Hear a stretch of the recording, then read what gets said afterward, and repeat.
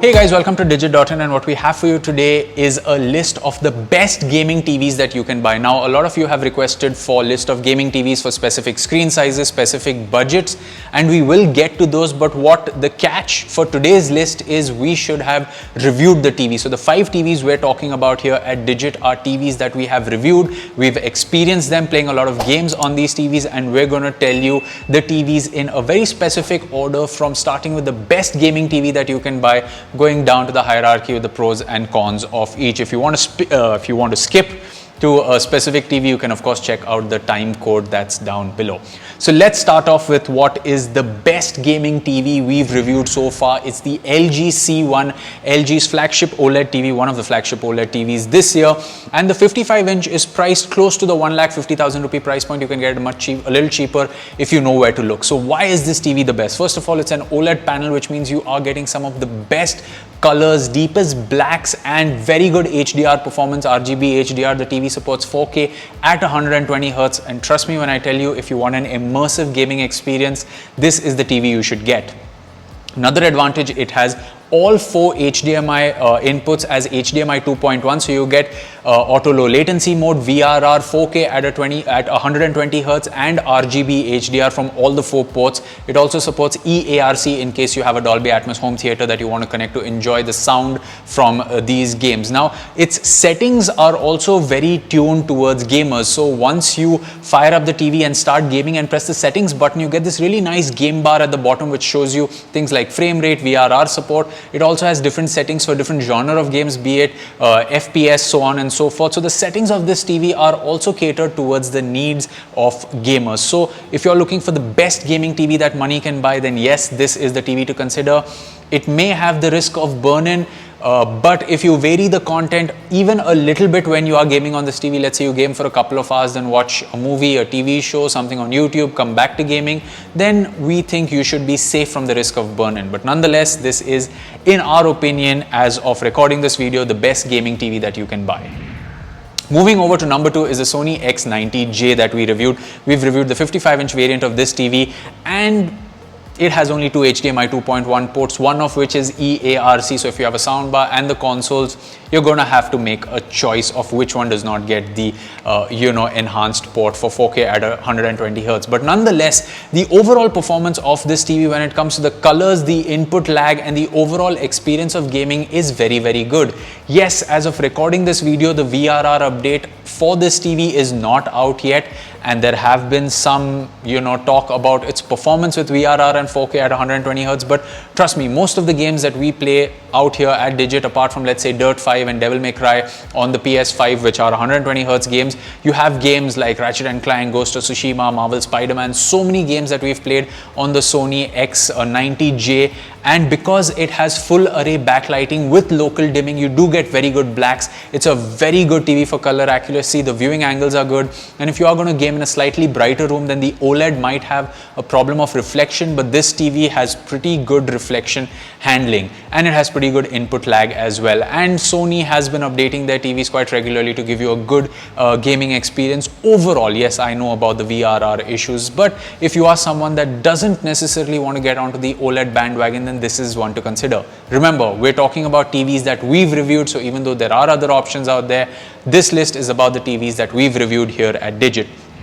Moving on to number 3, and this is a TV that I really liked and enjoyed, simply because of how bright it can get and how nice the colors look, even though it isn't the most color accurate TV we've tested, is TCL's Mini LED C825. Now, this TV crossed the 1000 nits barrier for us when we tested it using our Calman, and we haven't tested a TV that's done that yet. Even the LG C1 went all the way up to 750 nits, just for a point of reference. So this TV can get really bright, and that brightness makes the gaming content look really punchy, even in a very well lit room. Now, when it comes to color accuracy, this TV isn't the best out there, but that's okay, because the colors that it is giving you on the screen are very good. If there is one con of this TV, is that the UI is really buggy, and maybe that's something that TCL can fix via a software update in the future. But that's one of the cons.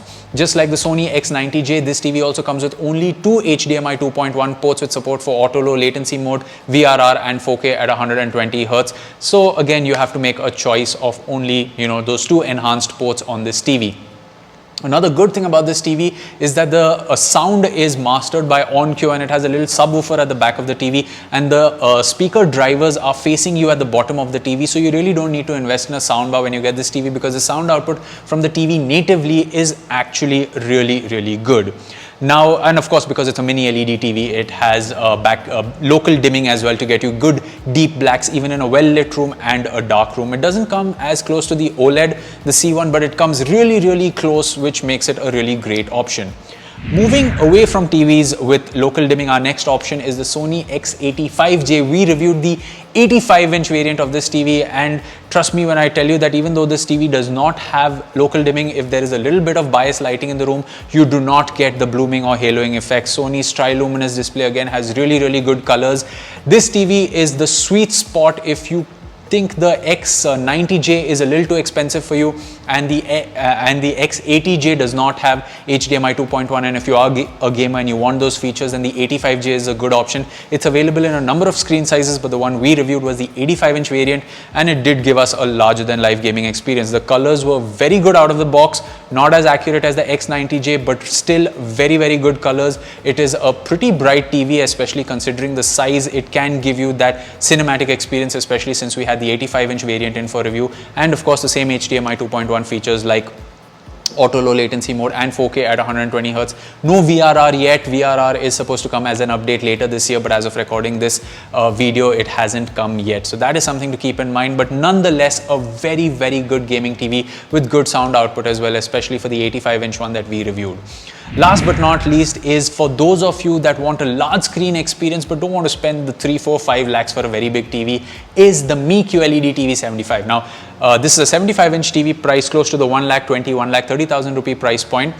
It has auto low latency mode only and EARC for its HDMI ports, no native 120 Hz at 4K, which is a bummer. But if you're someone that plays more of the cinematic games like God of War, which is at 60 FPS on the PS5 right now, or if you are looking forward to Horizon Forbidden West, which will also play at 60 FPS when it releases, and you want that big screen experience, then the Mi QLED 75 is another great option to consider. The panel can get pretty decently bright, and it has pretty good colors. It also has local dimming, which will give you a good gaming experience in a dark room. So if you want a big screen size but you have the budget of any of the other TVs on this list, where you would get the 55-inch variant, out here you're getting a 75-inch variant, so you're going for size. And yes, the compromises for HDMI 2.1 features are very acceptable considering the 60 Hz gaming on this TV is very enjoyable. So there you have it, guys. This is actually my pick of my 5 favorite TVs for gaming that I reviewed this year. But if you want a list on specific budgets or specific requirements,